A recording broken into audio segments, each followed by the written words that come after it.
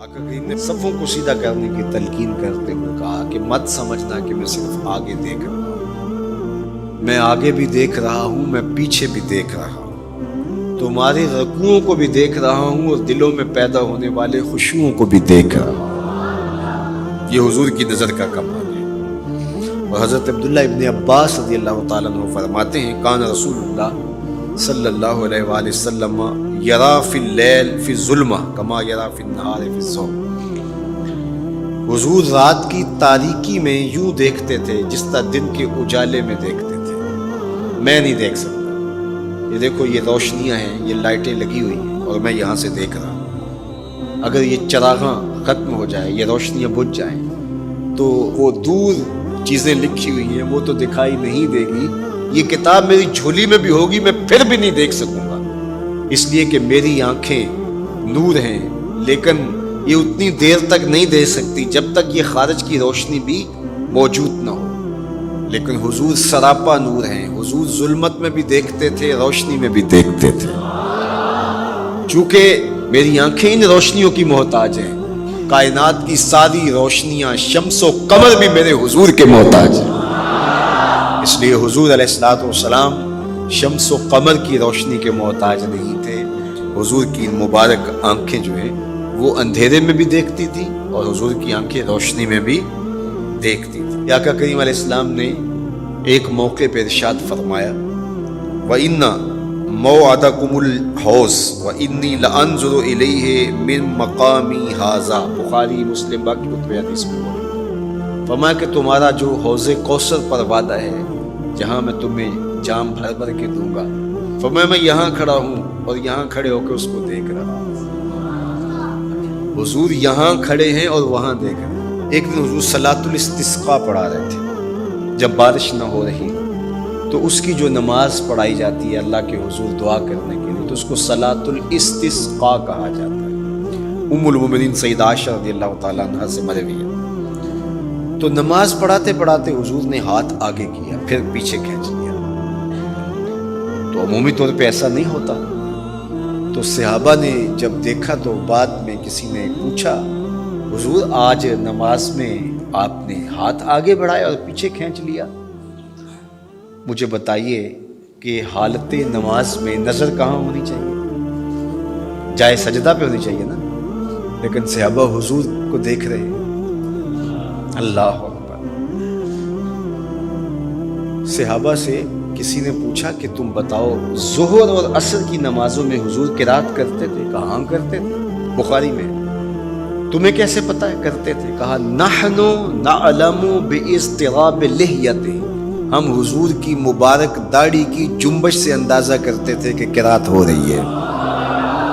معلوم ہوا نماز بھی چلتی رہتی تھی، رخ محبوب کی دید بھی ہوتی رہتی تھی۔ اور اقبال کہتا ہے شوق تیرا اگر نہ ہو میری نماز کا امام، میرا رکوع بھی حجاب میرا سجود بھی حجاب۔ اللہ اکبر۔ تو حضور نے ہاتھ آگے بڑھایا اور پھر کھینچ لیا۔ پوچھا گیا حضور یہ آج نماز میں ایک نئی چیز ہم نے دیکھی، آپ نے ہاتھ آگے بڑھایا پھر کھینچ لیا؟ فرمایا ہاں، جنت میں کھجوروں کا ایک خوشہ لٹک رہا تھا، میں اس کو توڑنے کے لیے ہاتھ ڈالا تھا پھر میں نے چھوڑ دیا، اور اگر میں توڑ لیتا تم قیامت تک کھاتے رہتے ختم نہ ہوتا، لیکن میں نے کہا نہیں چلو پھر قیامت کو ہی صحیح۔ اب حضور کھڑے کہاں ہیں؟ مدینہ المنورہ، اور جنت کہاں ہے؟ سدرۃ المنتہا سے اوپر۔